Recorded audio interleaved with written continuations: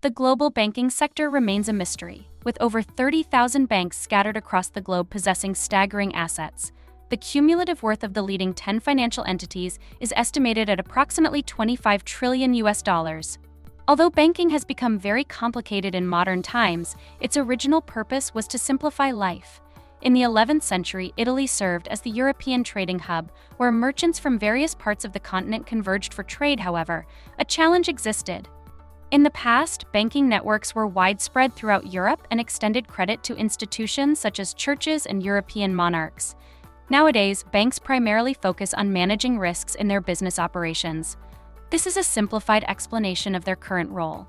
Individuals deposit their money in banks, gaining a nominal interest rate. Subsequently, the bank appropriates this capital and issues loans with significantly higher rates of interest. However, it is not without measured risk, as some borrowers inevitably default on credit repayments. The process is crucial to our economy, as it generates funds for individuals to purchase homes or industries to expand operations. Hence, banks utilize the unused money from savers and convert them into usable resources for society. Banks obtain additional revenue through various means such as accepting deposits, credit card services, foreign currency transactions, custody business holdings, and cash management facilities. Nowadays, banks are mainly criticized for forsaking their traditional responsibility of offering long-term financial services by resorting to short-term profit schemes that involve high levels of risk. During the economic boom, numerous prominent banks opted for convoluted financial arrangements and engaged in excessive trading with a goal to achieve quick profits and lucrative bonuses for their executives and traders. This approach can be considered as gambling, which has had harmful effects on entire economies and societies alike. Similar to the situation in 2008, Lehman Brothers and other banks granted loans for house purchases without proper scrutiny of borrowers' creditworthiness. This exposed banks to immense risk levels, culminating in a housing market crash throughout parts of Europe and America. Consequently, stock prices took a nosedive, leading up to an economic downturn worldwide that eventually turned into one of the most significant financial crises ever experienced, with hundreds of billions vanishing abruptly. Massive job losses and financial decline plagued millions of individuals. The globe's top banks were forced to fork over exorbitant sums in penalties, resulting in bankers being deemed as some of the least reliable experts. In efforts to acquire struggling assets and prevent bank closures, mammoth bailout schemes had to be implemented by both the U.S. government and European Union. The banking industry is now subject to updated regulations that mandate compulsory emergency funds. This measure aims to cushion any potential impact of future financial crises. However, not all recently proposed legislation was implemented due to successful opposition from the powerful banking lobby. Alternative methods for financing are rapidly gaining popularity. For instance, there are newly established investment banks that require an annual payment and do not receive commissions on transactions in order to encourage decisions aligned with clients' best interests.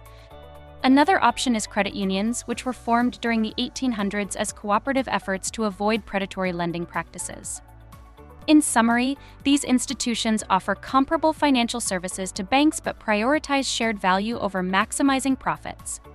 Their ultimate aim is to assist members in generating opportunities for themselves, such as initiating small enterprises, developing agricultural operations, or constructing household dwellings, while simultaneously investing resources back into local communities.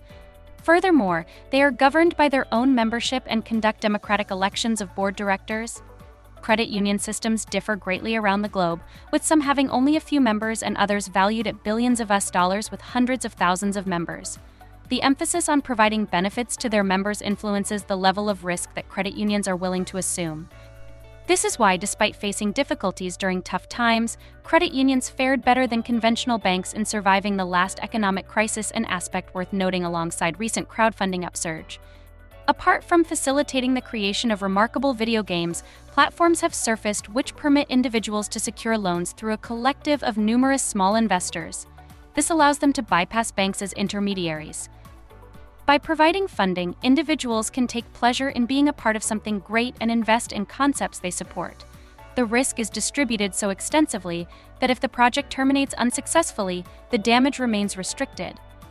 Formerly, individuals deemed unworthy of time couldn't procure the necessary funds to launch their own businesses. Nowadays, providing microcredits has transformed into a multi-billion-dollar industry.